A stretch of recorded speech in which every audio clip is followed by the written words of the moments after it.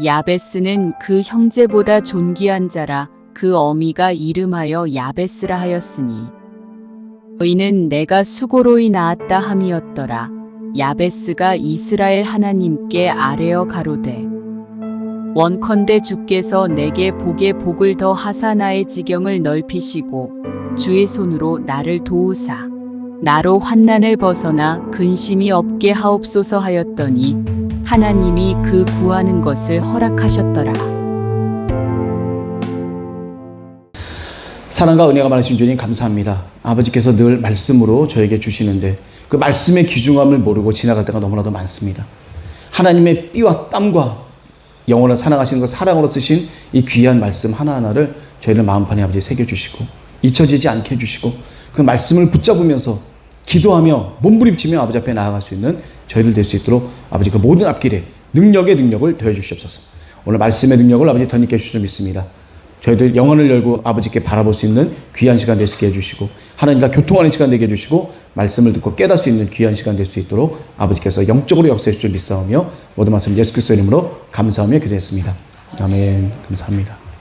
자, 오늘은 다윗 가계의 다윗 왕의 직속 그런 사람들, 그 아들들에 대한 그런 부분들이 있고 그 다음에 이제 유다 지파와 시므온 지파의 계보에 대해서 이게 우리 역대상에 나와 있습니다.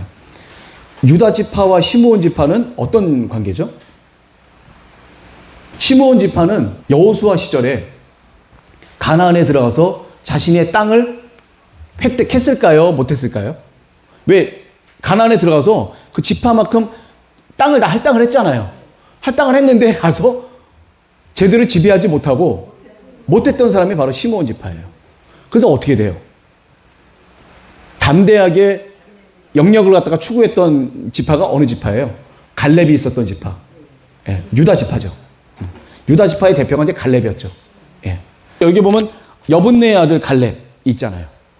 이 갈렙의 사위가 온니엘인 거 아시죠? 갈렙의 동생이 그나스라고 있어요. 그나스 족속의 선지자 그나스. 이 그나스의 아들이 온니엘이에요. 그러니까 한마디로 하면 조카가 자기 딸하고 결혼하게 된 거예요. 그래서 이 온니엘이라는 사람이 일대 사상관 혹시 아세요? 사사기 때 기억이 나시나요? 너무 먼 나라 얘기예요. 먼 나라 얘기인데 사사기의 첫 번째 사사가 바로 온니엘이에요. 온니엘. 이 온니엘이 바로 갈렙의 사위입니다. 갈렙의 그 딸이 악사죠, 악사. 근데 여기 보게 되면 그 유다 지파의 그 아들 중에 헤스론이라는 사람이 있어요. 헤스론. 베레스 헤스론 할 때 헤스론. 근데 헤스론의 아들들 중에도 또 갈렙이 있어요. 근데 마침 그 사람의 갈렙의 딸도 악사야. 제가 저번에 한번 말씀드렸어요. 이쪽 갈렙과 여기 여분네의 아들 갈렙하고 이름은 같아요. 동명이인이에요. 근데 딸 이름도 똑같이 악사예요. 참 희한해요. 자, 다윗왕 하면은 어떤 왕이에요? 절대선이죠, 절대선. 하나님 보시기에 절대선. 네, 절대선인데 그 절대선을 가진 다윗왕이 버젓이 백주대낮에 남편이 있는 그 유부녀를 유혹을 해갖고 동침을 하고 아이를 갖다 배계하고 그리고 그것도 모자라서 그 여자의 남편을 가장 격전지로 보내갖고 심지어는 죽여버립니다. 그리고 그 여자를 자기의 부인으로 삼죠. 근데 절대선이에요. 이분이 하나님 보시기에 가장 합당하고 가장 아름답고 하나님 보시기에 가장 귀한 사람이에요. 다윗왕과 같으면 하나님께 기쁨을 드릴 수가 있어요. 제가 이 말씀 왜 드릴까요? 우리가 그래서 이 선이라고 하는 것, 이 착한다고 한다는 것에 대한 개념을 다시 한번 생각해 볼 필요가 있어요. 아니 다윗왕 이 정도 되면 사형감이지 되겠어요 이거? 그때 당시로면? 그래서 어떤 인간이 저지를 수 있는 그런 악과 행동은 이미 다 노출되어 있습니다. 그거보다 더한 것도 할 수 있어요. 근데 첫 번째를 누구라고 생각했냐 이거 첫 번째는. 다윗왕의 첫 번째가 누구야 이거? 밧세바야, 솔로몬이야, 여호와 하나님이에요. 여호와 하나님이에요. 인간이 저질 수 있는 모든 거는 다 하나님 아신다 이거예요. 그걸 죄로 삼는 게 아니에요. 하나님의 가장 첫 번째 죄가 뭐예요? 하나님 외에 다른 신을 섬기는 걸 가장 큰 죄로 알잖아요. 이 인간적인 죄는 그 다음이에요. 가장 큰 건 뭐예요? 하나님을 버리고 다른 우상을 갖다가 섬기는 게 가장 하나님 보시기엔 큰 죄예요. 그럼 가장 큰 선은 뭐예요? 어떠한 순간에서 내가 하나님만 경배하고 내 인생에 있어서 가장 첫 번째는 무조건 하나님이야. 다윗 왕이 그렇게 죄를 졌어요. 나단 선지자가 와갖고 예를 들어줍니다. 예를 들면서 뭐 양 99마리 있고 100마리 있는 사람이 있는데 그 사람이 한 마리밖에 없는 사람 걸 잡아다가 손님을 갖다 대접하고 이게 말이 된 거 당장 거의 크게 된다고 그랬더니 바로 그게 당신이라고 딱 찝어줘요, 나단이.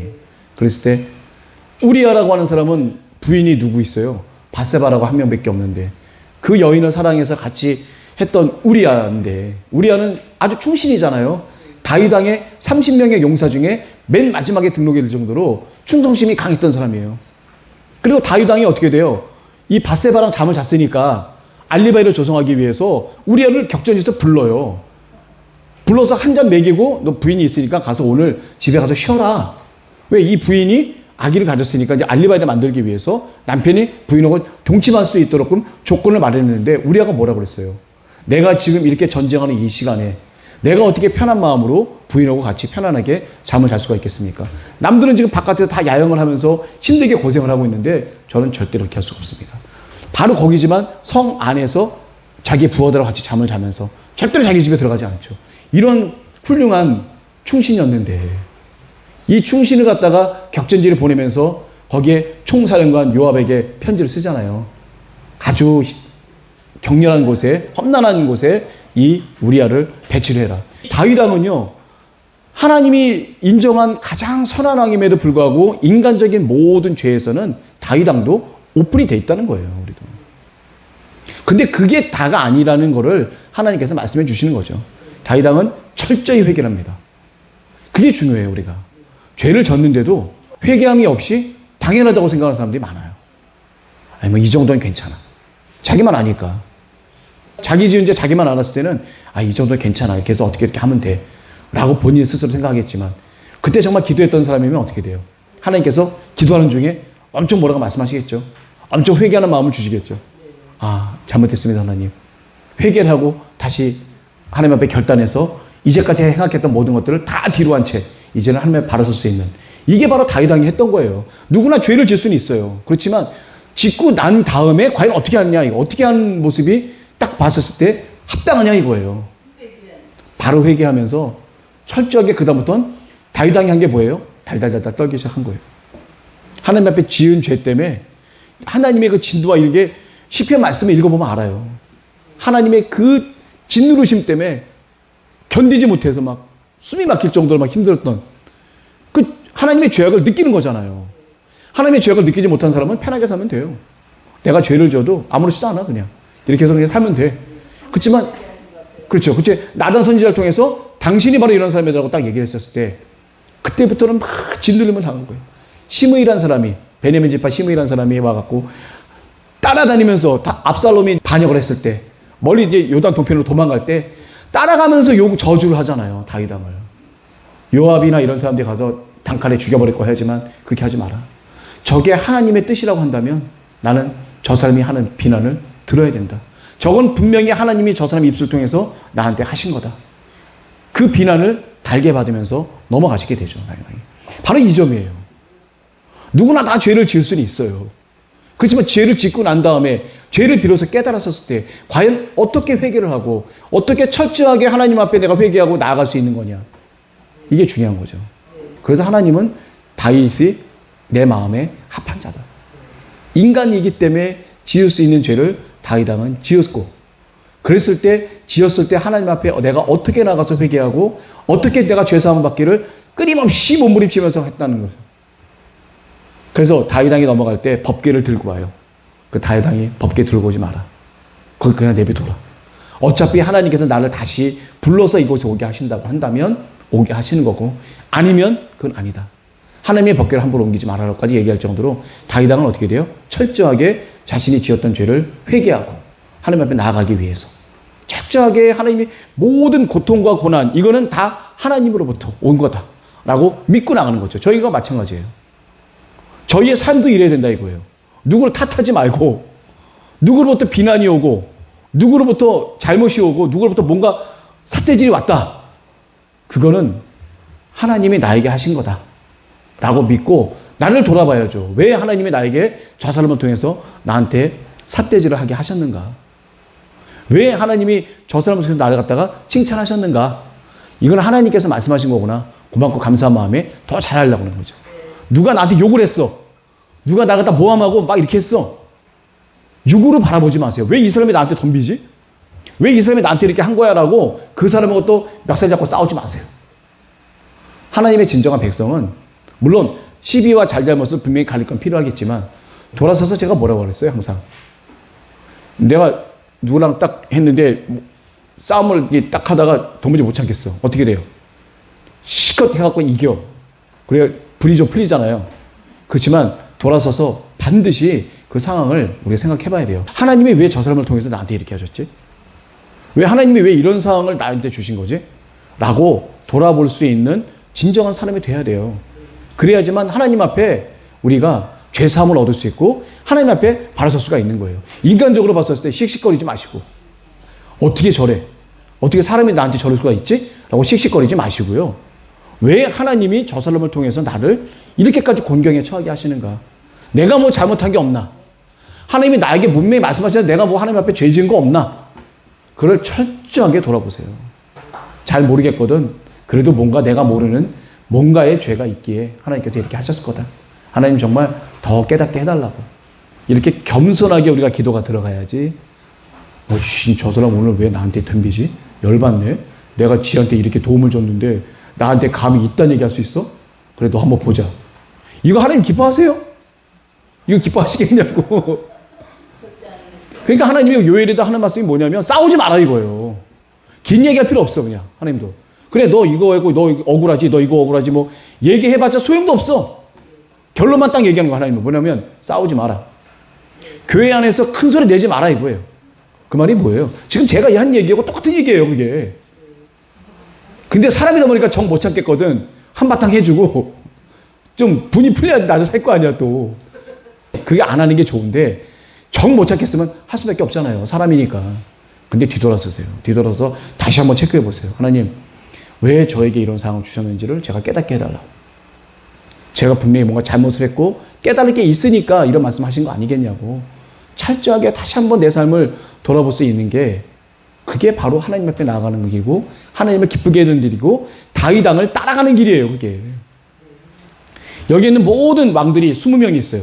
다윗 왕 다음에 그 다음에 솔로몬 때부터 조짐이 보였죠. 솔로몬은 어떤 분이에요? 여기에 나오는 이 솔로몬 왕 여기 예루살렘 시대에 이 밧세바를 통해서 솔로몬 왕이 딱 나왔는데 이 솔로몬 왕은 이 지구상에 어떤 사람도 받아볼 수 없는 지혜를 하나님으로부터 받았어요. 스바 지역이라면 아라비아 반도 남서부 쪽에 있는 스바 왕국이 있는데 그 스바 지역에는 여왕이 바리바리 이 세상에 가질 수도 없는 엄청난 양의 보물을 2700km를 갖다가 낙타들 뭐든 움직여서 솔로몬한테 온 거예요. 하나님의 지혜를 내가 한번 보고 싶다. 이유는 그거예요. 그리고 나서 자기가 이제 무역 교역을 하려고 이제 여러 가지 목적을 갖고 왔겠지만 중요한 목적 중에 하나는 하나님의 지혜를 과연 어떤 건가 보기 위해서 스바 여왕이 참여를 하게 된 거죠. 하늘의 지혜를 받으면요. 세상에 가장 높은 것보다 더 높아요. 하늘의 지혜는 세상에 가장 높은 지혜보다 더 높아요. 그게 하늘의 지혜입니다. 그걸 받았던 솔로몬이 결국에는 어떻게 돼요? 맨 마지막에 많은 우상 숭배를 통해서 많은 죄를 짓게 돼서 결국은 어떻게 돼요? 왕국을 하나님께서 찢어놓는 그런 결론을 갖게 되죠. 그리고 나서 그 남유다 왕국에 여러 선왕들이 나오지만 다윗 왕과 같은 왕은 없었다. 제가 아까 다윗 왕은 이렇게 죄를 졌고 이렇게 죄를 졌고 죄를 제가 많이 부각을 했는데 그건 누구나 다 지을 수 있는 죄인데 우리 지금도 짓잖아요 죄를. 근데 그 죄에 대한 하나님께 푸는 방법을 어떻게 풀었냐 이거죠. 그걸 다윗 왕이 제대로 하나님 앞에 기쁨을 드리면서 아주 겸손하게 우리 다윗 왕의 그 모습을 잘 봐야 돼요. 다윗 왕의 일대기를 보면서 야 이렇게 멋진 왕이 있었네라고 생각하지 마시고 다윗 왕이 어떤 부분에서 하나님을 기쁘게 해드렸는지 어떻게 하나님과 교통을 했길래 하나님이 나와 합한 자라고 유일하게 말했던 왕이 이 다윗 왕이잖아요.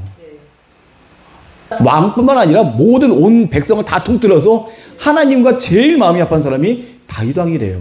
하나님 중심이죠. 목사님이 66권의 보안은 뭐라고 그랬죠? 겸손. 말씀을 읽으면 읽을수록, 우리가 기도하면 할수록, 말씀을 읽으면 읽을수록 우리에게 나타나는 열매는 바로 겸손입니다. 이 다윗 왕이 가지셨던 게 바로 겸손이에요. 하찮은 시므이가 쫓아가면서까지 많은 비난을 했지만 저 비난은 내가 지은 죄에 하나님께서 하시는 거다라고 겸손하게 받아들이고 늘 겸손하게 하나님을 바라보면서 겸손하게 가셨던, 늘 그랬던 분이 바로 다윗 왕이에요. 인간으로서 지을 죄는 지을 수밖에 없었지만 그것을 봤었을 때 겸손한 마음으로 하나님 앞에 다가가게 됐죠. 그래서 이 다윗이라고 하는 사람은 그냥 괜히 있는 다윗이 아니라 겸손함과 순종함과 회개함이 하나님 보시기에 가장 합당한 인간이다라고 하나님께서 말씀하셨기 때문에 이 기준을 다윗 왕이라고 하신 거예요. 그러면 그 밖에 많은 왕들이 있었었는데 그 왕들이 그만큼 했느냐? 그만큼 많이 못했죠. 못했기 때문에 이런 일들이 벌어지게 되는 겁니다. 자, 그래서 이제 여기 보게 되면 다윗 왕의 아들들을 한번 볼게요. 중요한 것만 이게 몇 개 같이 얘기하고 이렇게 가도록 하겠습니다. 다윗 왕의 아들들이 있었는데 헤브론, 다윗 왕이 총 몇 년 즉위하셨죠? 40년. 예, 정확하게 하면 40년 6개월 정도 되는데 어략하면 그냥 40년입니다. 헤브론이라는 곳에서 유다 지파의 왕이 됐어요. 유다의 왕이 됐고 예루살렘으로 가시면서 온 지파의 왕이, 통일왕국 왕이 됩니다. 그래서 유다 지파의 왕으로 있었을 때 6명의 아들을 낳았어요. 문제 아들 많죠. 암논, 다니엘. 이건 길랍이라고도 합니다. 다니엘은 이제 우리 길랍이라고도 하는데 이게 여러분도 아셔야 돼요. 제가 지금 그 교재 썼는데 열왕기상엔 이렇게 적혀 있고 역대상에는 이렇게 적혀 있다. 이 병행 구절이에요. 똑같은 내용인데 열왕기상에는 이렇게 적혀 있고 역대기에는 이렇게 적혀 있어요. 표현 방식이 다르고 약간의 내용이 조금씩 다르고, 왜냐면 관점이기 때문에 그래요. 관점. 역대기는 순수한 사실을 바탕으로 해갖고 이스라엘 민족을 고치시키기 위해서 철저하게 유다 왕국의 정책을 핀 게 바로 역대기고요. 열왕기는 뭐예요? 하나님 보시기에 합당하냐 안 합당하냐. 그렇기 때문에 사람의 이름이나 이런 것들은 좀 차이가 있을 수 있고요. 사람의 이름에 차이가 있는 건 뭐냐면 히브리어 아시죠? 히브리어는 보게 되면 점 하나에 따라서 획 꺾어진 거에 따라서 그 의미와 이런 모든 게 다 달라요. 그러다 보니까 여기서 이렇게 썼는데 딴 사람이 그걸 다르게 베껴 쓴 거야. 이 베껴 쓴 거에 약간의 오류가 생겨요. 그것이 또 이렇게 와도 보면 또 딴 사람이 이렇게 돼. 여러 사람을 돌아다니다 보니까 오기가 생길 수가 있어요. 그리고 그걸 또 어떻게 나중에 헬라어로 또 70인역으로 또 번역을 또 하죠. 그럴 때 또 다 달라질 수가 있어요. 그래서 약간의 오기와 잘못된 표현들이 있을 수 있는데 그거는 옮기는 과정에서 그런 부분들이 있을 수가 있습니다. 그래서 우리가 역대기를 가장 좀 중요시 여기는 그런 부분 중에 하나가 그런 사실적인 그 부분을 놓고 많이 분명하게 썼기 때문에 역대기를 기준으로 하는 경우들이 되게 많아요.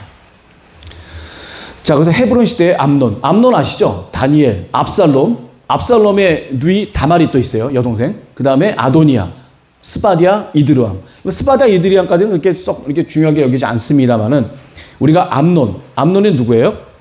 이 다말을 갖다가 연모해서 다말을 추행을 하고 나서 그 다음에 어떻게 돼요? 추행했으면 같이 잘 살면 되는데 완전히 그냥 내쫓아 버리죠. 그래서 다말이 오는 길에 젤을 머리에다 뿌리고 온통 그 슬픔에 못 이겨서 이렇게 한 그 모습을 누가 봐요? 오빠인 압살롬이 그걸 보게 됩니다. 열 받아요? 안 받아요? 이 사람 엄마 다르고 엄마 달라요. 같은 어머니의 자식이 아니에요. 다른 어머니의 그 자식들인데 이 압살롬이 이 암논을 봤을 땐 가만 안 두죠. 열받죠. 2년 뒤에 어떻게 돼요? 좋은 이 연회석을 하나 마련해갖고 이 암논을 그 중에 죽여버리게 되죠. 그리고 다니엘, 이 아비가일 아시죠? 갈멜 사람, 나발의 부인 아비가일 아시죠? 아비가일의 그 아들이 다니엘, 길랍이라고도 합니다. 이 사람은 일찍 죽었어요. 다니엘은. 그러다 보니까 암논이 죽었으니까 사실은 압살롬이 그 다음 왕이에요.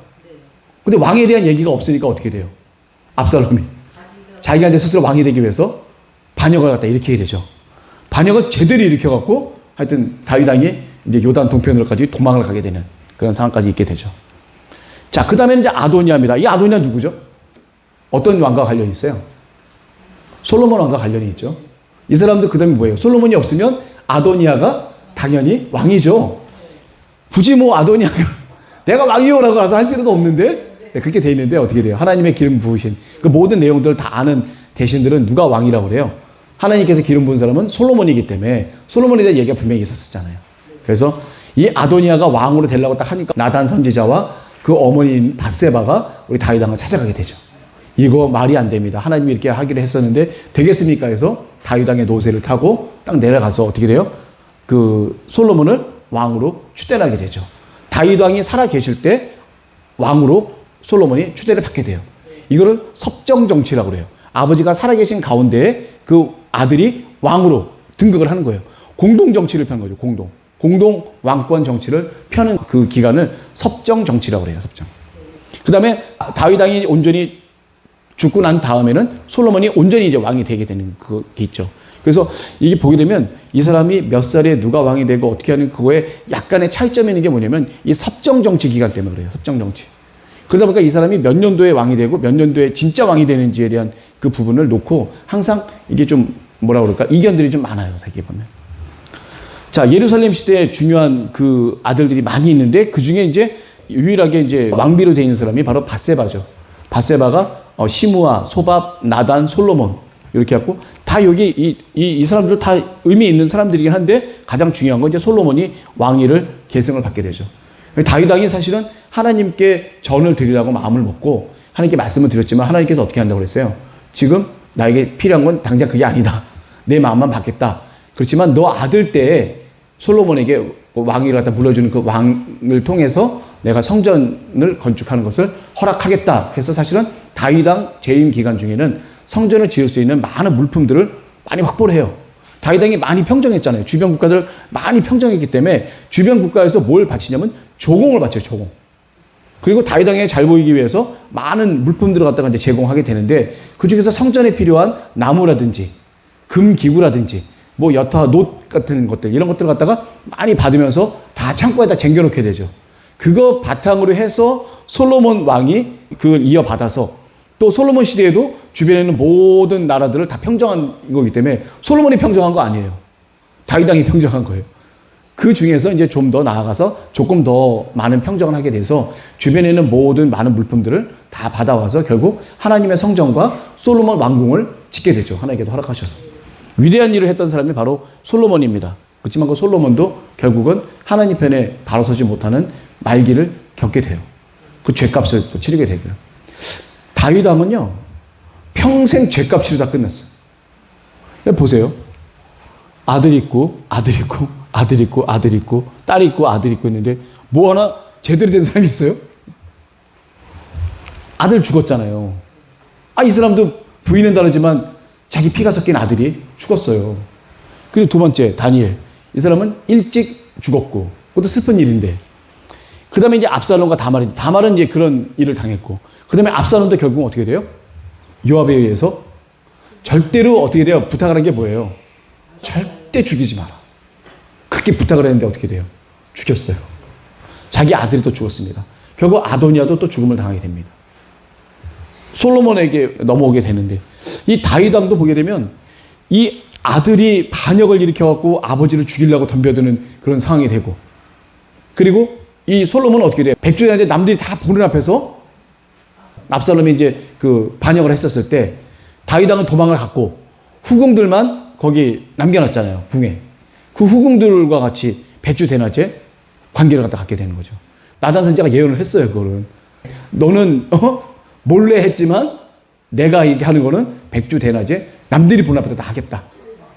여기까지 말씀하셨어요. 이렇게. 그 일이 그대로 벌어지게 됩니다. 한마디로 얘기하면 뭐냐면 그렇게 후궁들과 관계를 갖고 이스라엘 모든 백성들 보는 앞에서 했던 그거는요. 하나님의 징계예요. 징계. 너는 몰래 남의 부인을 갖다 그렇게 했지만 나는 몰래 안 한다. 다 보는 앞에서 백주대낮에 네 후궁들이 이렇게 될 거다. 라고까지 해서 그 일이 결국 벌어지게 되는 거죠. 이건 엄청난 수치예요. 그리고 엄청난 죄값을 다윗 왕은 치르게 되는 거죠. 그러면서 다윗 왕이 그 많은 죄값과 이런 것들 수치를 당하면서도 끝까지 다윗 왕이 했던 건 뭐예요? 중간에 열받으면 어떻게 돼요? 이 새끼 감히 그래? 당장 어떻게 보면 압살롬을 갖다가 다윗 왕이 요압이나 아사엘이나 뭐 이런 사람들 통해서 어떻게 돼요? 가서 그냥 한번 싸워볼 수도 있어요. 근데 제대로 많이 싸워보지도 않고 다윗 왕이 무조건 다 피합니다. 내가 보기에는 다윗 왕도 하나님께서 하시는 그 징계라 생각을 하고 징계를 달게 받으신 거예요. 한마디로. 달게 받고 그거에 대한 모든 것들을 다 참고 인내하면서 하나님께서 나에게 주신 이런 모든 어려움과 핍박과 환난과 이런 모든 것들 결국 그리고 자기를 갖다가 시해하려고 반역을 일으켰던 압살롬조차도 결국 보는 가운데 압살롬도 죽음을 당하게 되죠. 그 슬픔이라고 하는 것은 이루 말할 수가 없는 슬픔이 다윗 왕에게는 있게 됩니다. 압살롬이 그렇게 했었을 때 진짜 군사를 일으켜서 한번 싸울 수도 있었잖아요. 한 번도 싸운 적이 없어요, 제대로. 그냥 다 물러갑니다. 도망가고 물러가고 다. 그게 뭐냐면 하나님이 하시는 거라 생각을 하고 본인이 겸손한 마음으로 하나님께 죄 사함을 구하고 기도하면서 도망간 거예요. 회개 기도하면서 도망간 거예요. 하나님이 국률함을 베푸셨기 때문에 그밖에 그 모든 것이 또 가능해. 다시 왕권이 복귀가 되잖아요. 예. 그랬던 것처럼 이게 하나님께서는 죄를 졌지만 죄를 진 것에 대해서 과연 어떻게 회개를 하냐. 다윗 왕이 죄를 졌지만요. 우상 숭배한 적은 없어요. 인간적인 남자로서의 죄를 했지만 우상을 숭배한 적은 없어요. 예. 우상 숭배만큼 가장 큰 죄가 없는데 적어도 다윗 왕은 우상 숭배만큼은 한 적이 이렇게 없습니다. 그걸 알 수가 있죠. 자, 그리고 바벨론 포로 이전에 다윗 왕들의 족보 총 20명의 남유다 왕국의 왕들이 쭉 있습니다. 제가 저번에 한번 왜 2페이지짜리도 한번 나눠드렸었죠. 남유다 왕국 쭉 어떻게 돼 있었는지 이 교재에 이렇게 간략하게 좀 나와 있습니다. 이거 바벨론 포로 이전까지 다윗 왕조의 족보가 좀 제가 간략하게 왕들만 이게 했어요. 이거 표로 만들까 하다가 그냥 서술 형식으로 제가 좀 써놨습니다. 자, 이게 르호보암 왕이 있고요. 아비야. 3대가 이제 아사 왕, 4대가 여호사밧 왕이 있죠. 아하방과 이제 같이 화해 정책을 핀 사람이 있죠. 화해 정책을 피니까 어떻게 돼요? 마귀하고 화해 정책을 피니까 거기에 있는 정말 새끼 마귀 아달랴가 와갖고 남유다로 왔죠. 남유다로 오니까 자기가 어렸을 때 배웠던 그 우상숭배나 이런 모든 것들을 남유다에 그대로 해버리는 거예요. 그러니까 어렸을 때 배웠던 이런 모든 것들 되게 중요하다니까. 그래서 이 아달랴가 와갖고 남유다를 굉장히 더럽힙니다. 이게 엄청나죠. 사실은 여기 보게 되면 요 안에는 아달랴가 또 여기 나오지도 않았어요. 왜 아달랴가 안 나왔을까요? 여기 언급이 안 됐어요. 아달랴가. 이 사람은 정통으로 안 치는 거예요. 그리고 안 좋은 건 다 빼잖아요. 역대기 때. 북이스라엘 그 아합과 이세벨에 따른 갖다 여기다 넣을 리가 있나요? 정통 왕으로서는 인정을 안 한 거예요. 여기 역대기에 쓴 이 에스라 선지자는 아달랴를 정통 왕으로 인정을 안 한 겁니다. 다윗 왕조의 계보라고 생각을 안 했던 거예요, 사실. 자, 그 다음에 요아스 왕이 있고 요람부터 해갖고 쭉 있고요. 아마샤, 아사랴, 요담, 그 다음에 아하스 왕이 있고 그 다음에 히스기야 왕이 있죠. 이 히스기야 왕 때 굉장히 중요한 역사가 많이 벌어지게 됩니다. 아수르 제국이 두 번째 침공을 했었을 때 18만 5천이라고 하는 그런 모든 병사가 자기는 아무것도 한 게 없는데 하나님의 사자가 쭉 다니면서 18만 5천 명을 다 죽여버리죠. 그리고 이때 아주 그냥 기세가 등등했던 아수르 왕 사네립이 어떻게 돼요? 자기 나라로 돌아갈 수밖에 없어요. 그리고 돌아가서 어떻게 돼요? 두 왕자에게 칼로 죽임을 당하게 되죠. 그거 다 예언했어요. 이사야를 통해서. 이사야 선지자를 통해서 다 예언을 한 겁니다. 이 사네립이 예루살렘 절대로 못 들어온다. 그리고 다시 나라로 돌아가서 거기서 칼을 맞고 죽을 수밖에 없다. 예, 그렇게 얘기가 돼서 그 말씀하신 대로 그래. 그래서 결국은 아수르가 남유다를 두 번째로 침공한 이 패배 때문에 사실은 무너지게 돼요. 아니 18만 5천이 다 죽어버렸는데 그 무슨 힘이 있어? 그 다음에 병사가 다 죽었는데 그 옆에 있던 바벨론이 이 아수르를 갖다 무너뜨리고 다시 큰 제국으로 또 일어나게 되는 중요한 계기가 된 거예요. 그리고 이때 당시 바벨론 왕이 사실은 또 방문을 했어요. 그리고 히스기야 왕이 또 어떻게 돼요? 방문했던 그 바벨론 왕에게 자기 왕궁에 있는 모든 것도 다 보여줬다 그나마. 그리고 하나님께서 뭐라고 하세요? 하나님이 귀한 것도 다 보여주잖아요. 네가 보여줘. 그 귀한 모든 건 다 그 바벨론 그 왕궁으로 다 이제 가게 될 거다. 그래서 결국 어떻게 돼요? 바벨론에 느부갓네살이 와갖고 3차에 걸쳐서 침공을 들어왔던 나중에 예루살렘 성전과 왕궁에 있는 모든 귀한 것들을 그때 보여줬던 것들을 전부 싹 다 가져가죠. 또 이스라엘 백성들 진짜 천민들만 남겨놓고는 다 데려가요. 남겨있는 사람이 없어요. 그럴 정도로까지 됩니다. 그래서 물론 히스기야 왕이 선한 왕이긴 하지만 우리가 항상 다윗 왕처럼 겸손해야 돼요. 어떻게 보면 다윗 왕은 교만할 수 있는 시간이 없었어. 내가 보면. 워낙 하나님이 짓누르시니까 교만할 수 있는 시간이 없잖아요. 교만할 수 있는 유일한 시간이 언제였어요? 밧세바를 딱 쳐다보는 그 시간 한순간만 교만할 수 있었고, 그 시간에 어떻게 됐어요? 군사들은 다 나가서 싸우고 있었잖아요. 자기 혼자 왕궁에 있었었는데, 워낙 다윗 왕이 군대가 세요. 이 요압이란 장군이 보통 장군이 아니야. 제가 저번에 그랬잖아요. 다윗 왕에 따르는 최고 첫 3인 중에 2명은 이름이 밝혀졌는데 1명은 이름은 없어요. 제가 보기엔 요압이에요. 내가 봤을 때. 요압의 그 지략과 이런 모든 것들은 아주 뛰어난 장군이에요. 그래서 이 다윗 왕의 부대는 엄청난 부대입니다, 사실은. 요압이 누구예요? 다윗 왕의 누님의 아들이죠. 그래서 결국은 어떻게 돼요? 사촌 조카예요. 네, 사촌 조카입니다. 자, 이런 장수들이 그 옆에 있었기 때문에 다윗 왕은 쉽게 내놨어요. 그러다 보니까 자기가 왕궁에 있으니까 마음이 편한 거야, 이제. 마음이 편하면 어떻게 돼요? 죄를 지을 수밖에 없는 거예요, 그러니까. 그래서 결국 옥상에 있다가 목욕하는 밧세바의 모습을 보고 이 밧세바를 또 탐하게 되고, 거기도 또 그 남편까지 죽이는 죄를 짓게 되고, 요거 딱 한 번 있었고요. 그다음부터는 워낙 다윗을 눌러갖고 하나님께서 이거 숨 쉴 틈이 없어요. 숨 쉴 틈이 없어. 걸핏하면 자식이 죽어나가지. 자기 막 쫓겨가고 도망 다니지. 언제 죽을지 모르는 이런 가운데. 그래, 그 전에 왕 되기 전에 누구한테 그랬어요? 사울왕한테 죽기까지 쫓겼잖아요. 죽기까지. 그 인생 자체가 매번, 그래서 어렵고 힘들 때 어디서부터 그 시편이 좀 줄어들었죠? 제가 저번에 말씀드렸죠. 가드왕 아기스한테 시글락이라고 하는 지역을 선사받잖아요. 그때부터 시편에 쓰여 있는 그런 말씀이 없다는 거예요.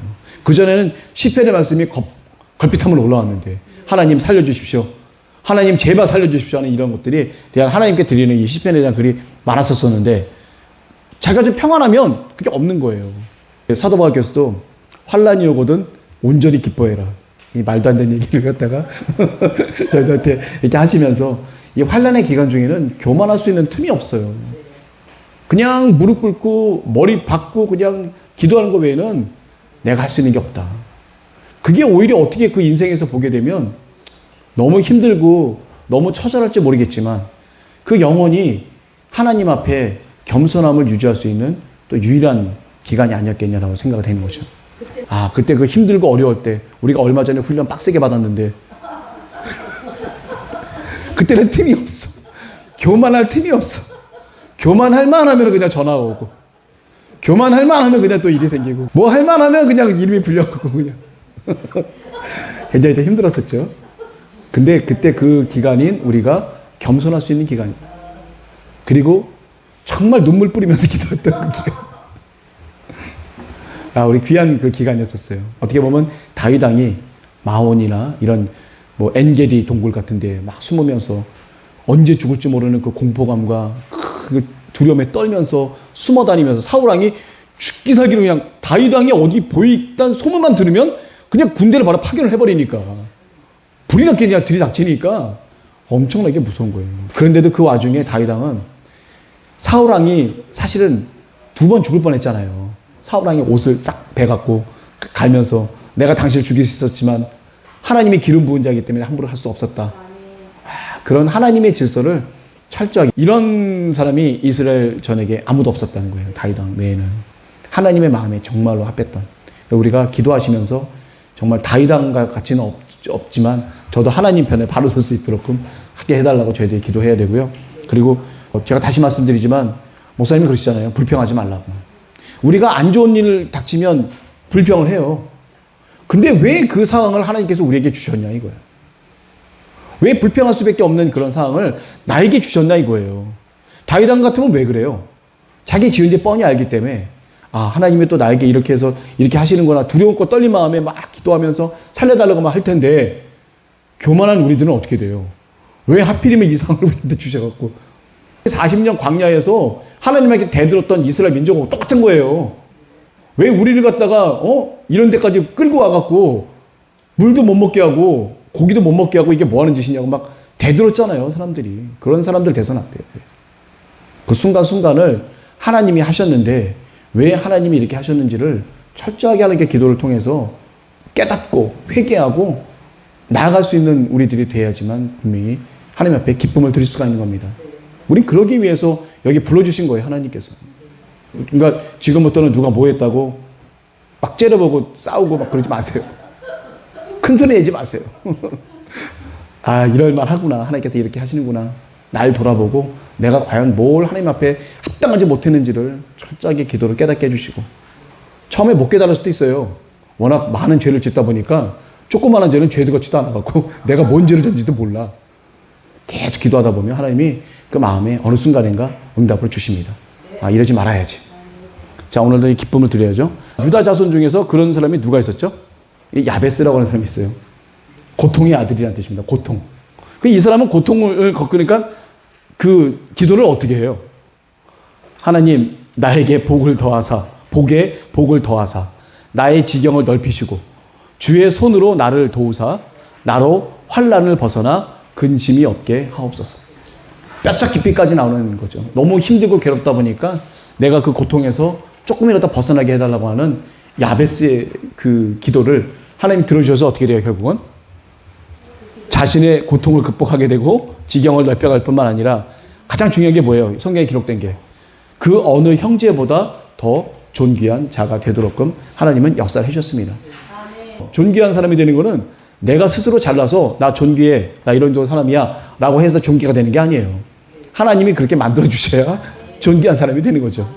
이 야베스는 그러한 존귀한 자가 될 수 있도록끔 철저하게 하나님 앞에 회개 기도를 했고, 살려달라고 몸부림치면서 기도했던 분이 바로 이 유다 지파 사람 중에 한 사람인 야베스가 그런 기도를 갖다 했습니다. 자, 그 다음에 이제 4장에 뭐가 있냐면 다윗 가게가 있는데, 다윗 가게 중에서도 잡게라고 그래요. 그러니까 정중앙에 있는 줄기가 아니라 주변에 있는 그 후손들에 대한 얘기가 바로 4장에 나오는 얘기고요. 거기에 시므온 지파까지 나오게 됩니다. 시므온 지파는 한마디로 얘기하면 좀 곁다리 지파예요. 여호수아 시절에 가나안에 자기 땅을 가지지 못했던 그런 지파이기 때문에 유다 지파에게 할당을 받아요. 어느 할당을 받냐면 유다 지파가 남부지방 쪽에 있잖아요. 남부지방 쪽에서도 맨 남부지방, 사막이라고 보시면 돼요. 사막. 그 사막 지역에 거주했던 사람들이 바로 시므온 지파 사람들입니다. 대표적인 장소가 어디예요? 부엘세바. 부엘세바가 어디죠? 단에서부터 부엘세바. 그러니까 이스라엘 최북단 아니면 이스라엘 최남단인 부엘세바. 이 부엘세바를 넘어가면요, 평균 강수량이 1년에 200mm도 안 돼요. 100mm 정도밖에 안 돼요. 그러니까 이 물이라는 게 있을 수 없는 그런 아주 굉장히 척박하고 힘든 곳입니다. 이 부엘세바가 기준이에요. 농경을 지을 수 있는 가장 기준이 되는, 최저 기준이 되는 게 바로 이 부엘세바인데, 부엘세바부터 해서 그 밑에 있는 남방 지역에, 그 밑에 내려가면 어떻게 돼요? 우리가 40년 동안 겪었던 그 광야예요. 그 다음에 이 부엘세바 밑에는 그 광야야, 광야. 40년 동안 겪었던 물 한 방울 나지 않고 풀 한 폭이 나지 않는 바로 그곳이 바로 그 밑에 있는 거예요.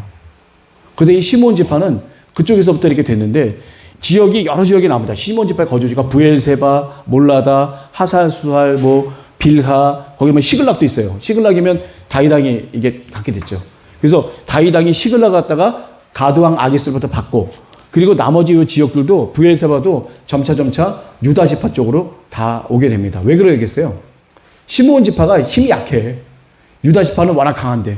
그러니까 유다 지파의 강함이 자연적으로 뻗어나가다 보니까 시므온 지파 사람들이 그 고을에서 견디지 못하고 다른 고을로 좀 가게 되는 거예요. 그래서 그런 일이 벌어지게 됩니다. 그리고 시므온 지파 사람들이 그 이주를 하면서 1차로 이주를 하게 되는데, 그돌 지역이라고 그래요. 그돌 지역. 이게 유다 산지에 있는 그 유다 지역에 있는 그돌 지역하고는 또 다른 그돌 지역이에요. 그돌 지방인데, 거기서 셈, 함, 야벳 때 함의 그 사람들을 거주지를 점령하고 모우님 사람들이라고 있어요. 마온 사람이라고 하는데 저 맨 밑에 있는 그 지방 사람들인데요. 그 지방 사람들을 쳐서 진멸을 하게 되고, 또 2차로는 어떻게 되면 시므온 자손 한 500명이 세일산으로 가서 거기에 남아있는 아말렉 사람들, 이 아말렉 사람들은 이미 사울왕이 한번 진멸을 했고 다윗왕이 아말렉을 완전히 진멸을 했죠. 그래서 이 아말렉은 아예 그냥 사람조차도 별로 없는 아주 찌끄러기들만 남았었는데, 그 찌끄러기들조차도 이제 시므온 지파가 가서 다 이제 물리치게 되는 그런 상황이 돼서 이제 아말렉이 완전히 없어지게 되는 그런 상황이 됩니다. 아말렉 전투가 뭐예요? 예, 훌과 아론 기억나시죠? 두 손 들고. 그러니까 출애굽을 했었을 때 제일 먼저 전쟁을 했던 사람이 바로 아말렉 지역 사람들이에요. 이 남방 지역 아말렉. 이게 우리가 저쪽 애굽에서부터 쭉 올라오니까 이 밑에 남방 지역에 있던 아말렉 사람하고 처음 맞닥뜨리게 되는 거예요. 그러면서 이 아말렉 사람들이 이스라엘 사람들 맨 끝에 있는 사람들 막 죽이고 막 이러다 보니까 거기서 이제 전쟁이 이제 벌어지게 됐죠. 그래서 하나님께서 나중에 예언을 하시기를 아말렉 사람들을 철저하게 짓밟고 그걸 갖다 없애라라고 하나님께서 명령까지 내릴 정도로 이 아말렉 사람들입니다. 이 아말렉은 어디서 나오게 되죠? 근거가 에돔이라고 하죠. 에서가 에돔이에요. 에서에 보게 되면 첫 번째 아들이 엘리바스라고 있어요. 엘리바스에서 나온 아들이 이름이 아말렉이에요.